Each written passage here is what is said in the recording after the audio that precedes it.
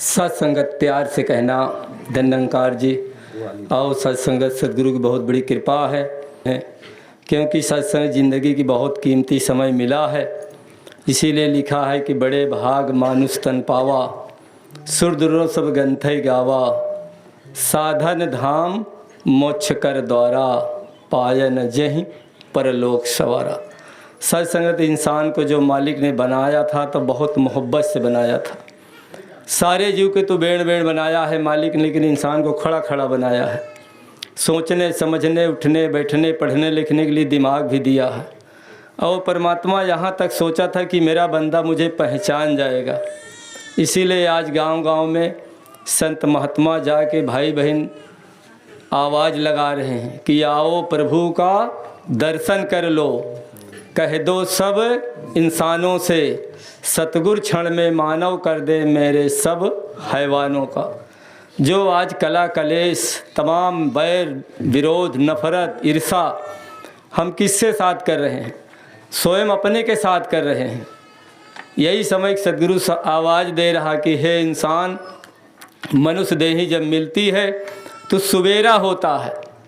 क्योंकि ये जो मनुष्य देही जब मिलती थी इसे कहते हैं कि अब सुबेर हो गया है। जब ये आत्मा 84 योनियों में रो रही थी कि हे मालिक एक बार मुझे मनुष्य देही दे देते तो मैं आपका भक्ति कर लेता, आपका पूजा इबादत कर लेता। वो साध संगत अवतार बड़े बाबा अवतार से लिखते हैं 170 पद नंबर पे कि कई जन्म तू कीट बना था, सरक सरक कर चलता था, बिच्छू सांप बना था जब तू, सोच दशा तेरी थी क्या, बना गधा कुत्ता और घोड़ा, गाय भैंस बना था तू, बना चमगादड़ उल्लू, कौवा था बकुला था तू, पड़ा गंदगी में रोता था, भूल के रब सच्चे का नाम, कहे अवतार। दास नहीं कह रहा, कहे अवतार प्रभु से मिलकर अब तो पाले अपना धाम। इसीलिए मनुष्य देही मिलती है। और सत्संगत इस संसार में हमें आपका रहना है तो सबसे प्रेम करना है, लेकिन आत्मा का बसेरा कहाँ होगा? हम शरीर के लिए तो बहुत कुछ कर ले रहे हैं, लेकिन आत्मा के लिए हम क्या कर रहे हैं? इसीलिए साध संगत हमें आपका इस संत महात्मा जगाने आए हैं। कबीर साहब अपने समय में कहा, कबीर सूता क्या किया, उठ बैठ और जाग, और जाही के संग बिछड़ा है ताही के संग लग जा। आज समय के सदगुरु जो बाबा हरदेव महाराज के जो हरदेववाड़ी में लिखा है कि ये बंदे तू जाग जरा, अब सोने का वक्त नहीं है, और सोएगा सो खोएगा, जागेगा सो पाएगा। अभी किसी से कहा जाए चौराहा कि भाई तू जागा नहीं है तो कहेगा तुझे दिखाई नहीं पड़ता, मैं जागा नहीं हूँ। लेकिन इंसान जागा तो है, लेकिन माया से जागा है, प्रभु से सो रहा है। शरीर से जागा है लेकिन प्रभु से सो, आत्मा से सो रहा है।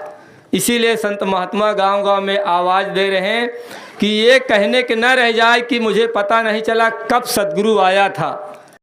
आगे से महात्मा कह रहे थे कि जो बच्चा विद्यालय में पढ़ने जाता है, परीक्षा मास्टर साहब उसी के लेंगे। जो बच्चा पढ़ने नहीं जाता उसकी परीक्षा नहीं हो सकती। इस प्रकार से महात्मा कह रहे थे कि हम सब आते हैं यहाँ पर विद्यालय में, तो साथ संगत हमारी आपका भी जीवन कैसे होना चाहिए, जैसे गुरु चाह रहा वैसे जीवन होना चाहिए।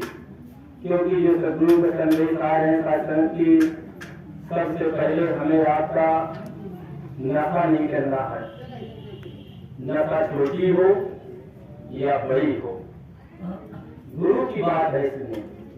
सत्संगत इसलिए अगर किंतु परंतु चल रहा है, अगर मगर लेकिन चल रहा है, तो समझ लीजिए ये पता चल जाता है कि मैं गुरु से ज्यादा जानता हूँ। जैसे खाओगे अन्न वैसे होगा मन। हम सबका आहार शुद्ध होना चाहिए, तब शाश्वत विचार शुद्ध होगा, तब व्यवहार शुद्ध होगा। ये महात्मा कह रहे थे विचार में कि पहले आहार शुद्ध हो, क्योंकि हम भगत हैं। शास्त्र जो मंदिर के पुजारी होता है, जो अपने भगवान के दर्शन किए जाता है, तो शास्त्र फूल की महक लेके जाता है, मिठाई की महक लेके जाता है। शास्त्र की महक लेके जाता है? क्या वहाँ बीड़ी की महक लेके जाता है? क्या सूती की महक लेके जाता है? क्या नकली जूता लेके जाता है?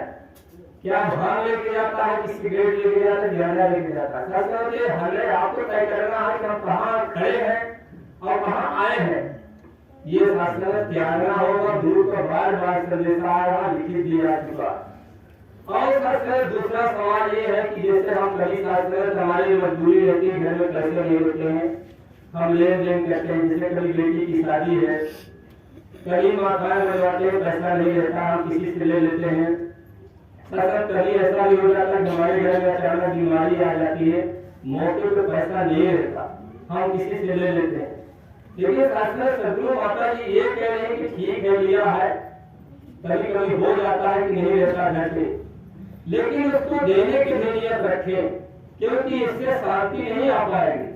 कभी कभी शास्त्र संदेश आ रहा है कि वो माता जी कह रहे कि हमें अगर ले लेते हैं 3 महीना तो नहीं दे रहे तो 6 महीने में जरूर दे दें, 6 महीने में नहीं दे रहे तो 9 महीना जरूर दे दें, और 9 महीने में नहीं तो 12 महीने जरूर देना है। नहीं तो आज एक संसार में नारा लगाते हैं लोग कि जिसका लेना कभी न देना, क्या फिर जग में आना है? लेकिन सदगुरु क्या कह रहे हैं कि जिसका लेना हिसाब देना होगा, नहीं तो 84 में जाना होगा। इसे कोई बच नहीं पाएगा, ये अंतर जानी है। इसीलिए 84 चल रही कि जो गड़बड़ श्रवण है हिसाब लेने वाले, 84 में भुगतना पड़ता। और अब ये संसार में चाहे ज्ञान जो नहीं लिया है कोई बात नहीं है, लेकिन शास्त्र उनके अंदर ही परमात्मा विराजमान है। ये न समझे तुम्हें निकार नहीं, निकार उसमें भी है। ये शास्त्र सबको सब कुछ दे देगा, लेकिन निकार एक चीज नहीं दे पाएगा। सदगुरु साथ मजबूरी है, ये मुक्ति नहीं दे सकता। बाकी सब कुछ मिलेगा, धन दौलत बिटिया बिटवा घर द्वार खेती बाड़ी सब मिल जाएगा, लेकिन मुक्ति सदगुरु के हाथ में। इसलिए शास्त्र और आज से 25 प्रकार वाले लिख रहे हैं कि कोई वीर न राजा है जो भीख यहाँ से पाता नहीं, और एक भी जीव नहीं है दुनिया में जो इससे मांग कर खाता नहीं। लाख किस्मत के मारे हैं, पापी है बदकार भी है, भुला भुला लाख दुखों में जीते जीवन से बेजार भी है। लाख करोड़ खाकर इसको सफा मुकरते जाते हैं, ओछा मनुष्य खाकर इसको इसी को आंख है ज्यादा दानों के किससे दुश्मनी है? हम सब कह सकते हैं इस्लाम ने कहा है, ये हमें तय करना है। तो कह रहे हैं कि इसी जगत में कई हजारे दुख के हाथों मरते हैं, इसी जगत में कई हजारे आशा उपवासा करते हैं। कह रहे कैद भी तेरी मर्जी है, आजादी तेरी मर्जी है, कौन तुझे पहचानेगा या मर्जी मेरी मर्जी है। मूर्ख बंदा तुझमें भी कई दोष निकल दिखलाता है, होने का जब थप्पड़ पड़ता तो होश ठिकाने आता है।